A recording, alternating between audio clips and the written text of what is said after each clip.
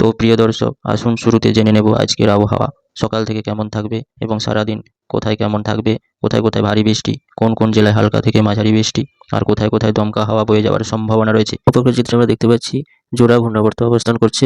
এর প্রভাবে তাণ্ডব লীলা শুরু হয়ে গেছে এবং একটা ঘূর্ণাবর্ত অবস্থান করছে শ্রীলঙ্কার দিকে, আর একটা ঘূর্ণাবর্ত অবস্থান করছে আমাদের বান্দা আছে।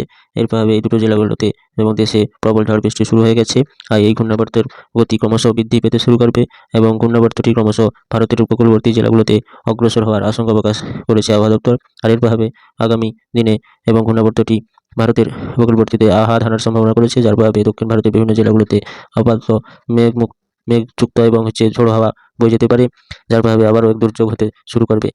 এই মেঘমুক্ত পরিষ্কার আকাশ থাকার সম্ভাবনা আপাতত নেই এবং ভারতের উপকূলবর্তী জেলাগুলোতে ঝড় বৃষ্টি শুরু হবে, যার প্রভাবে এই জোড়া ঘূর্ণাবর্তটি ক্রমশ শক্তিশালী আকার ধারণ করবে, যার প্রভাবে বাংলাদেশ সহ পশ্চিমবঙ্গের দিকে অগ্রসর হলে আবারও এক দুর্যোগপূর্ণ আবহাওয়ার সৃষ্টির সম্ভাবনা রয়েছে।